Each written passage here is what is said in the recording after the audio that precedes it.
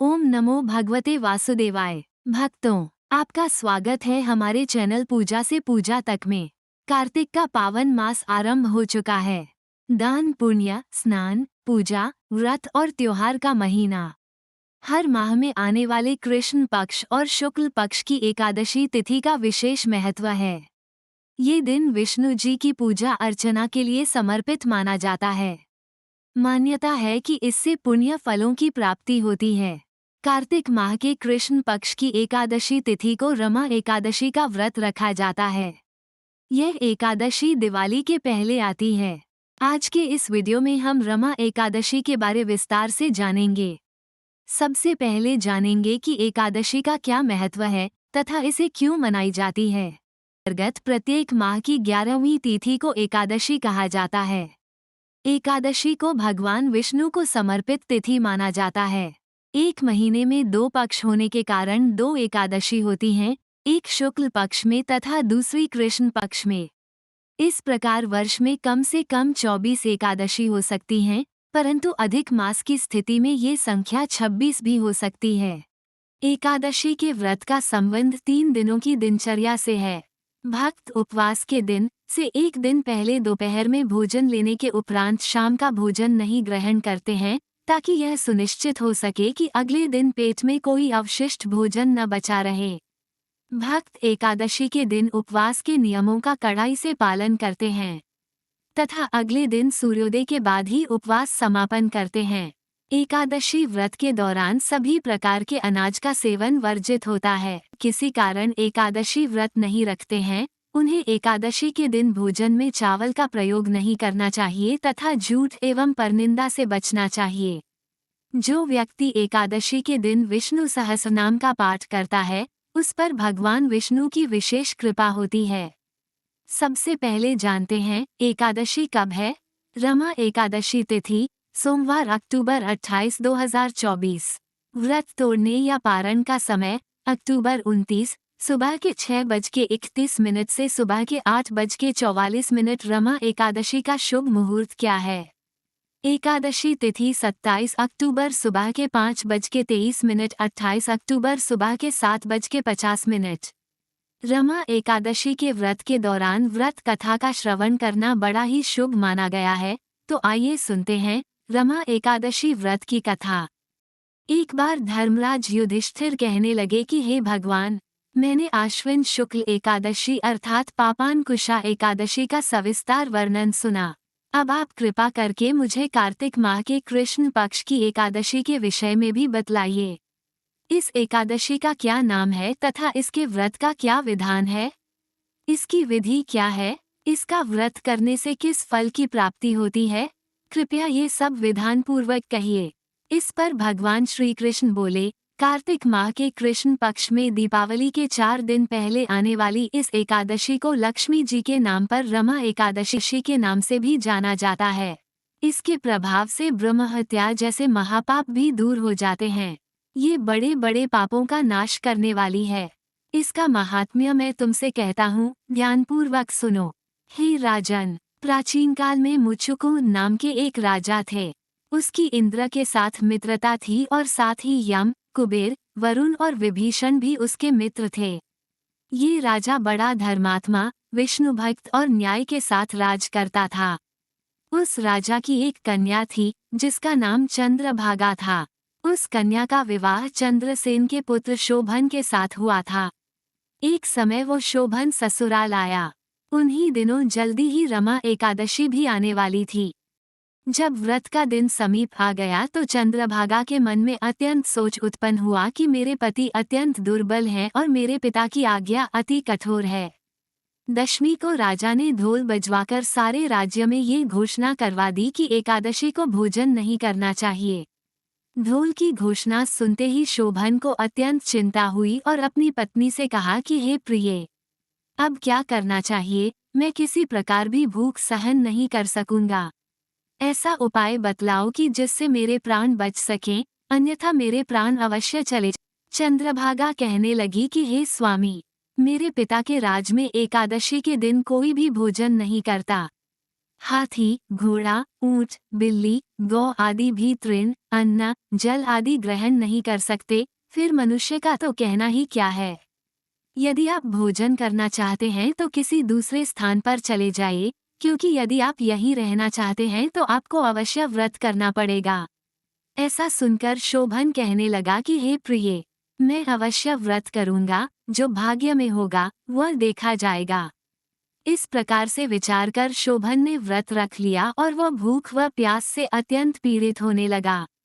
जब सूर्य नारायण अस्त हो गए और रात्रि को जागरण का समय आया, जो वैष्णवों को अत्यंत हर्ष देने वाला था, परंतु शोभन के लिए अत्यंत दुखदायी हुआ। प्रातः काल होते शोभन के प्राण निकल गए। तब राजा ने सुगंधित काष्ठ से उसका दाह संस्कार करवाया, परंतु चंद्रभागा ने अपने पिता की आज्ञा से अपने शरीर को दग्ध नहीं किया और शोभन की अंत्येष्टि क्रिया के बाद अपने पिता के घर में ही रहने लगी। रमा एकादशी के प्रभाव से शोभन को मंदराचल पर्वत पर धन धान्य से युक्त तथा शत्रुओं से रहित एक सुंदर देवपुर प्राप्त हुआ। वह अत्यंत सुंदर रत्न और वैदुर्यमणि जटित स्वर्ण के खंभों पर निर्मित अनेक प्रकार की स्फटिक मणियों से सुशोभित भवन में बहुमूल्य वस्त्राभूषणों तथा छत्र व चंवर से विभूषित गंधर्व और अप्सराओं से युक्त सिंहासन पर आरूढ़ ऐसा शोभायमान होता था, मानो दूसरा इंद्र विराजमान हो। एक समय मुचुकुंद नगर में रहने वाले एक सोम शर्मा नामक ब्राह्मण तीर्थयात्रा करता हुआ घूमता घूमता उधर जा निकला और उसने शोभन को पहचाना कि यह तो राजा का जमाई शोभन है। उसके निकट गया। शोभन भी उसे पहचानकर अपने आसन से उठकर उसके पास आया और प्रणामादि करके कुशल प्रश्न किया। ब्राह्मण ने कहा कि राजा मुचुकुंद और आपकी पत्नी कुशल से हैं। नगर में भी सब प्रकार से कुशल हैं, परंतु हे राजन, हमें आश्चर्य हो रहा है। आप अपना वृतांत कहिए कि ऐसा सुंदर नगर जो न कभी देखा न सुना, आपको कैसे प्राप्त हुआ। वहन बोला कि कार्तिक कृष्ण की रमा एकादशी का व्रत करने से मुझे यह नगर प्राप्त हुआ, परंतु यह अस्थिर है। ये स्थिर हो जाए ऐसा उपाय कीजिए। ब्राह्मण कहने लगा कि हे राजन, ये स्थिर क्यों नहीं है और कैसे स्थिर हो सकता है, आप बताइए, फिर मैं अवश्य में वो उपाय करूंगा। मेरी इस बात को आप मिथ्या न समझिए। शोभन ने कहा कि मैंने इस व्रत को श्रद्धारहित होकर किया है, अतः ये सब कुछ अस्थिर है। यदि आप मुचुकुंद की कन्या चंद्रभागा को ये सब वृतांत कहें तो ये स्थिर हो सकता है। ऐसा सुनकर उस श्रेष्ठ ब्राह्मण ने अपने नगर लौटकर चंद्रभागा से सब वृतांत कह सुनाया।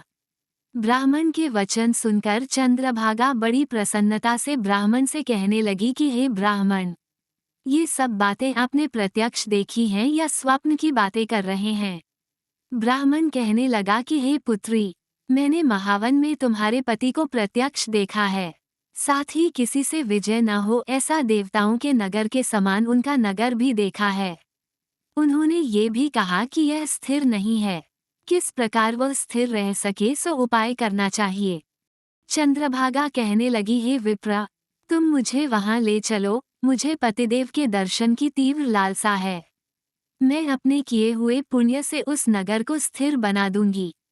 आप ऐसा कार्य कीजिए जिससे उनका हमारा सहयोग हो, क्योंकि वियोगी को मिला देना महान पुण्य है। सोम शर्मा ये बात सुनकर चंद्रभागा को लेकर मंदराचल पर्वत के समीप वामदेव ऋषि के आश्रम पर गया। वामदेव जी ने सारी बात सुनकर वेद मंत्रों के उच्चारण से चंद्रभागा का अभिषेक कर दिया। तब ऋषि के मंत्र के प्रभाव और एकादशी के व्रत से चंद्रभागा का शरीर दिव्य हो गया और वह दिव्य गति को प्राप्त हुई। इसके बाद बड़ी प्रसन्नता के साथ अपने पति के निकट गई। अपनी प्रिय पत्नी को आते देखकर शोभन अति प्रसन्न हुआ और उसे बुलाकर अपनी बाईं तरफ बिठा लिया। चंद्रभागा कहने लगी कि हे प्राणनाथ, आप मेरे पुण्य को ग्रहण कीजिए। अपने पिता के घर जब मैं 8 वर्ष की थी तब से विधिपूर्वक एकादशी के व्रत को श्रद्धापूर्वक करती आ रही हूँ। इस पुण्य के प्रताप से आपका यह नगर स्थिर हो जाएगा तथा समस्त कर्मों से युक्त होकर प्रलय के अंत तक रहेगा। इस प्रकार चंद्रभागा ने दिव्य आभूषणों और वस्त्रों से सुसज्जित होकर अपने पति के साथ आनंदपूर्वक रहने लगी। हे राजन, यह मैंने रमा एकादशी का महात्म्य कहा है। जो मनुष्य इस व्रत को करते हैं उनके ब्रह्म हत्यादि समस्त पाप नष्ट हो जाते हैं। कृष्ण पक्ष और शुक्ल पक्ष दोनों ही एकादशियां समान हैं, इनमें कोई भेदभाव नहीं है। दोनों समान फल देती हैं। जो मनुष्य इस महात्म्य को पढ़ते अथवा सुनते हैं, वे समस्त पापों से छूटकर विष्णुलोक को प्राप्त होता है। इस प्रकार रमा एकादशी की व्रत कथा संपूर्ण हुई। एक बार प्रेम से बोलो श्री बांके बिहार जी की जय। इस दिन जातक कार्यों को सफलता और धन प्राप्ति के लिए कई तरह के उपाय करते हैं, जिनको करने से धन लाभ के योग बनते हैं। अगर आप आर्थिक तंगी का सामना कर रहे हैं, तो रमा एकादशी पर ज्योतिष शास्त्र में वर्णित तुलसी के चमत्कारी उपाय करें। ऐसा माना जाता है कि आगे बताए गए तुलसी के उपाय करने से सभी तरह की समस्याओं से छुटकारा मिलता है और आप अपनी आर्थिक परेशानियों को हल कर सकते हैं तथा सुख और समृद्धि की प्राप्ति कर सकते हैं। तो जानते हैं कौन से हैं तुलसी के चमत्कारी उपाय। पहला, अगर आप जीवन में लंबे समय से आर्थिक तंगी का सामना कर रहे हैं, तो इस समस्या से छुटकारा पाने के लिए रमा एकादशी का दिन उत्तम माना जाता है। इसके लिए तुलसी के पत्तों को लाल कपड़े में बांध दें और इसे अपने पास या फिर तिजोरी में रख दें। ऐसा माना जाता है कि इस उपाय को करने से धन लाभ के योग बनते हैं। दूसरा, रमा एकादशी के दिन सुबह शुभ मुहूर्त में भगवान विष्णु और मां लक्ष्मी की पूजा अर्चना करें। इसके बाद तुलसी के पौधे पर लाल चुनरी अर्पित करें। इस दौरान जीवन में सुख शांति की प्राप्ति के लिए कामना करें। इस टोटके को करने से मां लक्ष्मी प्रसन्न होती हैं, जिससे आर्थिक समस्या से मुक्ति मिलती है और दाम्पत्य जीवन में सदैव प्रेम बना रहता है। तीसरा उपाय, अगर आप भगवान विष्णु की कृपा प्राप्त करना चाहते हैं, तो रमा एकादशी के दिन तुलसी के पास देशी घी का दीपक जलाएं और 11 परिक्रमा लगाएं। मान्यता है कि इस शुभ कार्य को करने से जातक को भगवान विष्णु की कृपा प्राप्ति होती है और श्री हरि का आशीर्वाद प्राप्त होता है।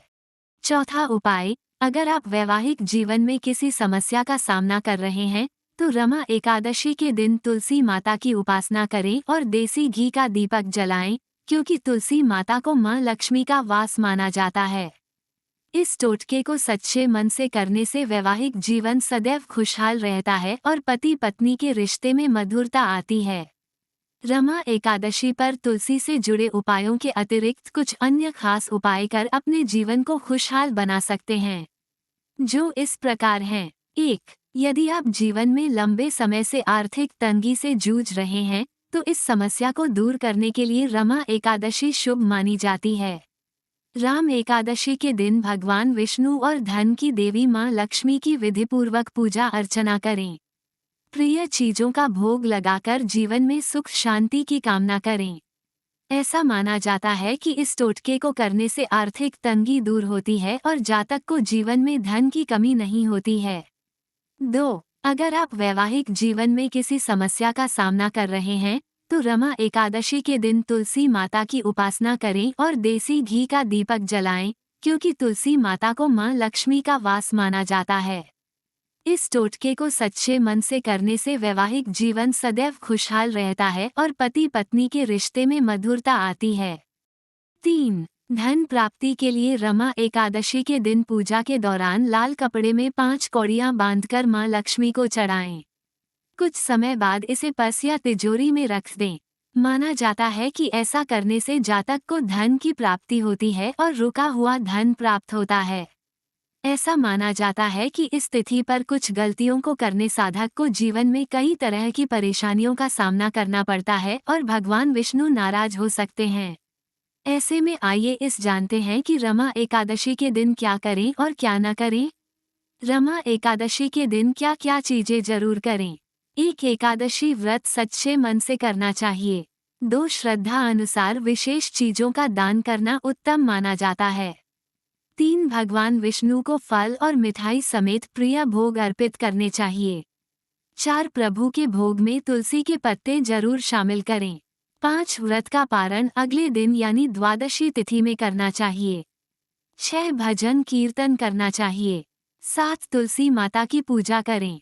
8. मंदिर की विशेष सफाई करें। रमा एकादशी के दिन भूल से भी ये न करें। 1. रमा एकादशी के दिन चावल का सेवन भूलकर भी नहीं करना चाहिए।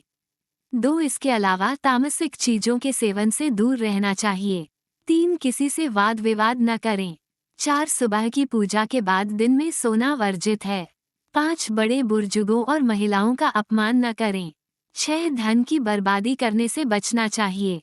7. पशु पक्षी को परेशान नहीं करना चाहिए। 8. एकादशी के दिन तुलसी दल तोड़ना वर्जित है। घर और मंदिर को गंदा न रखें। इस तरह से दोस्तों, आप भी ऊपर बताए गए रमा एकादशी के मौके पर विधिवत तरीके से व्रत का पालन करते हैं तथा तुलसी से जुड़े चमत्कारिक उपायों को तथा अन्य उपायों को करके अपनी किस्मत चमका सकते हैं और भगवान हरि और माता लक्ष्मी की कृपा प्राप्त कर सकते हैं। अगर आपको ये वीडियो पसंद आया हो तो आप इस चैनल को अभी सब्सक्राइब करें और अपने लोगों को शेयर भी करें। आपके समय के लिए बहुत बहुत धन्यवाद।